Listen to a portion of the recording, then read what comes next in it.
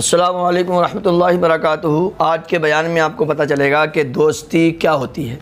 آپ سے کوئی دوستی کا دعویٰ کرتا ہے اور آپ کو چیک کرنا ہے کہ اس کو مجھ سے دوستی ہے یا نہیں ہے، یا میں خود دعویٰ کرتا ہوں کہ مجھ کو کسی سے دوستی ہے، مجھے کسی سے محبت ہے، تو اب میں اپنے آپ کو چیک کیسے کروں کہ میں خود کو دھوکہ دے رہا ہوں یا مجھے حقیقت میں کسی سے دوستی ہے یا نہیں ہے، یا مجھ کو اپنے اللہ سے، اپنے پیارے آقا صلی اللہ تعالیٰ علیہ وسلم سے محبت ہے یا نہیں ہے، یا میں خود اپنے آپ کو دھوکہ دے رہا ہوں۔ بہت ہی شاندار، عمدہ، جاندار بیان ہونے والا ہے۔ 10 منٹ سے اندر یا باہر ہوگا، آپ اس کو سکون سے سن لیجئے۔ انشاءاللہ یہ بیان آپ کی زندگی کو چینج کر دے گا، بدل کے رکھ دے گا۔ یہاں کی بھی تیاری ہو جائے گی اور مرنے کے بعد کی بھی تیاری انشاءاللہ آپ کی ہو جائے گی۔ پھر بغیر کسی تاخیر کے، بغیر کسی دیر کے چلیے سنتے ہیں بیان۔ درود شریف پڑھی جی۔ اللہم صلی علی سیدنا مولانا محمد معدن والکرم علیہم کرام نہم کریم دار کو سلیم صلاۃ و سلام علیہ رسول اللہ یا نبی اللہ حبیب اللہ صلی اللہ تعالی علیہ وسلم صلاۃ و سلام علیہ رسول اللہ یا نبی اللہ حبیب اللہ۔ اعوذ باللہ من الشیطان الرجیم، بسم اللہ الرحمن الرحیم۔ ومن الناس من یقول آمنا باللہ وبالیوم الآخر وما هم بمؤمنین، اور کچھ لوگ کہتے ہیں کہ ہم اللہ اور پچھلے دن پر ایمان لائے اور وہ ایمان والے نہیں ہیں۔ صرف بندے کے کہنے سے یہ کام نہیں چلے گا کہ میں ایمان لایا جب تک وہ اللہ و رسول کے اصول پر کھرا نہ اترے۔ اور جو کچھ لوگ کہتے ہیں کہ ہم اللہ پر اور آخرت کے دن پر ایمان لائے ہیں، حالانکہ وہ ایمان والے نہیں ہیں۔ اس سے پہلی آیت میں مخلص ایمان والوں کا ذکر کیا گیا تھا جن کا ظاہر باطن درست اور سلامت تھا۔ پھر کافروں کا ذکر کیا گیا جو سرکشی اور اناد پر قائم تھے۔ اب یہاں سے لے کر آیت نمبر 20 تک منافقوں کا حال بیان کیا جا رہا ہے، جو کہ اندرون کھانا کافر تھے اور اپنے آپ کو مسلمان ظاہر کرتے تھے۔ یہ بہت خطرناک قسم ہے کہ آدمی سامنے کچھ دکھاتا ہے اور پیچھے وہ کچھ ہوتا ہے، سمجھے؟ دل میں کچھ ہوتا ہے، زبان پر اس کے کچھ ہوتا ہے۔ ایسے بندے کو کہتے ہیں منافق، یعنی دو زبان والا، دل میں کچھ اور زبان پر کچھ ہوتا ہے۔ یہ لوگ دھوکہ دیتے ہیں اور یہ کہتے ہیں کہ مسلمانوں میں آ گئے تو مسلمان جیسا ظاہر کرتے ہیں، ان کی صف میں شامل ہو جاتے ہیں، اور جب کافروں میں پہنچتے ہیں تو پھر ان سے کہتے ہیں کہ ہم تو تمہارے ہی ساتھ ہیں۔ تو یہاں پر وَمِنَ النَّاسِ کہا گیا کہ کچھ لوگ کہتے ہیں، ان کو کوئی صفت نہیں دی گئی کہ ایسے بھی کچھ لوگ ہیں جو یہ کہتے ہیں۔ بہرحال آج منافقین کے بارے میں ایک آیت آپ سماعت کریں گے۔ یہ اپنے آپ کو مسلمان ظاہر کرتے تھے۔ اس آیت کا خلاصہ یہ ہے کہ کچھ لوگ اپنی زبانوں سے اس طرح کہتے ہیں کہ ہم اللہ تعالیٰ پر اور آخرت کے دن پر ایمان لائے، حالانکہ وہ ایمان والے نہیں ہیں، کیونکہ ان کا ظاہر ان کے باطن کے خلاف ہے، بلکہ حقیقت یہ ہے کہ وہ منافق ہیں۔ اس آیت سے چند باتیں معلوم ہوئی۔ جب تک دل میں تصدیق نہ ہو اس وقت تک ظاہری اعمال مومن ہونے کے لیے کافی نہیں ہے۔ دل سے آدمی ایکسیپٹ کرے، دل سے قبول کرے، دل میں اس کے ایمان کی عظمت ہونی چاہیے، اللہ اور رسول کی محبت ہونی چاہیے دل میں۔ یہ نہیں کہ لوگوں کے دکھانے کے لیے، پبلک کے دکھانے کے لیے جدھر کا معاملہ پلہ بھاری پڑ گیا ادھر ہی پہنچ گئے۔ ایسا نہیں ہے کہ جدھر طاقت زیادہ دیکھی، جدھر لوگ زیادہ دیکھے ادھر پہنچ گئے، یہ نہیں۔ جب تک دل میں ایمان کی عظمت، ایمان کی قدر، اللہ اور رسول کی محبت جب تک دل میں نہیں ہے، دکھاوے سے کچھ حاصل نہیں ہے۔ نمبر 2، جو لوگ ایمان کا دعویٰ کرتے ہیں اور کفر کا اعتقاد رکھتے ہیں سب منافق ہیں۔ خالی دعوے سے کام نہیں چلے گا، اس کا آدمی کا عمل دیکھا جائے گا کہ اس کے عمل کیسے ہیں، اس کے نظریہ کیسے ہیں، اس کے وچار کیسے ہیں، اس کے تھاٹس کیسے ہیں، تب آدمی کا ایمان پرکھا جائے گا۔ جب حضور صلی اللہ تعالیٰ علیہ وسلم کا ذکر آئے گا، حضور کے نام پر مٹنے کا معاملہ آئے گا، تو وہ قائم رہتا ہے یا پیچھے ہٹ جاتا ہے؟ کیا وہ حضور صلی اللہ تعالیٰ علیہ وسلم کے دشمنوں کے ساتھ دوستی تو نہیں کرتا ہے؟ یہ دیکھیے، آپ جس سے محبت کر رہے ہیں اس سے بھی محبت ہونی چاہیے، اور اس کے دوستوں سے بھی محبت ہونی چاہیے۔ سمجھے، اور اس کے دشمنوں سے دشمنی ہونی چاہیے۔ یہ 3 چیزیں ہیں محبت میں۔ ایک تو آپ جس سے محبت کرنے کا دعویٰ کر رہے ہیں اس سے بھی محبت ہونی چاہیے، اور جس سے وہ محبت کرتا ہے یعنی اس کے محبوبوں سے بھی محبت ہونی چاہیے۔ تیسری بات یہ ہے کہ جس سے آپ محبت کر رہے ہیں جو اس کے دشمن ہیں ان سے آپ کو دشمنی بھی رکھنا ہے۔ یہ جب 3 کیٹیگری پوری ہوں گی تب آپ کی محبت پوری مانی جائے گی۔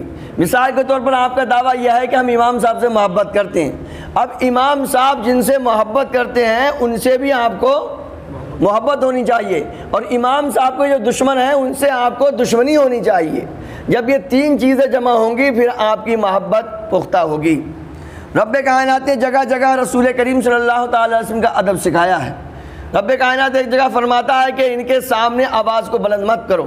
ایک جگہ قرآن پاک میں رب کائنات فرماتا ہے اے لوگو تم ان کو ایسے مت پکارو جیسے آپس میں ایک دوسرے کو پکارتے ہو۔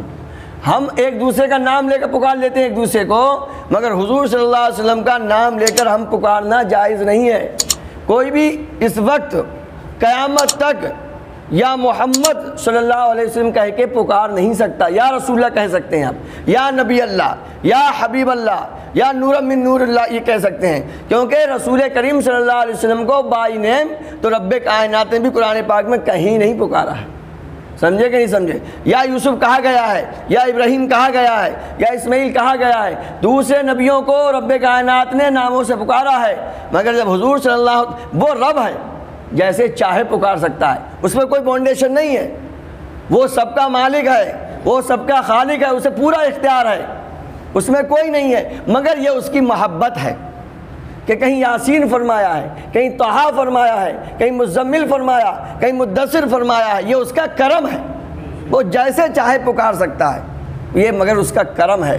یہ ہمارے لیے کیا ہے کہ یہ ہمیں دکھایا جا رہا ہے کہ جب میں نے اپنے محبوب کے نام کو لے کر ان کے نام کو نہیں پکارا ہے تو تم بھی ادب رکھو گے۔ تو ہمیں رب کائنات نے ادب سکھایا ہے، حضور صلی اللہ تعالی وسلم کی محبت کو سکھایا ہے، اور یہ کہ اسلام اور مسلمان کے لیے کھلے کافروں سے زیادہ نقصان دہ ہیں۔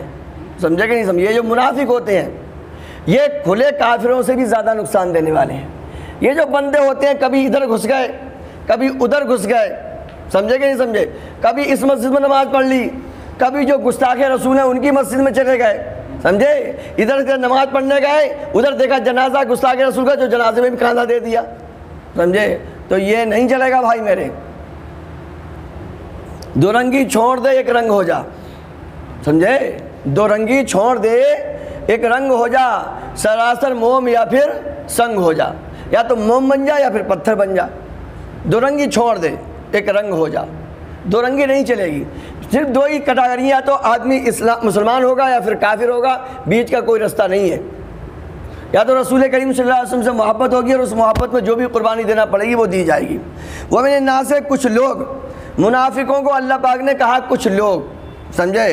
کہتے ہیں اس بات کی طرف اشارہ ہے کہ یہ گروہ بہتر صفات اور انسانی کمالات سے خالی ہے، اس میں کوئی بھی انسانی کمالات نہیں ہے۔ جو ایک انسان میں کوالٹی ہونی چاہیے وہ کوئی کوالٹی اس کے اندر ہے ہی نہیں، یہ تمام کوالٹی سے تمام صفات سے خالی ہے۔ اس کا ذکر کسی وصف اور خوبی کے ساتھ نہیں کیا جاتا، بلکہ یوں کہا جاتا ہے کچھ لوگ ہیں۔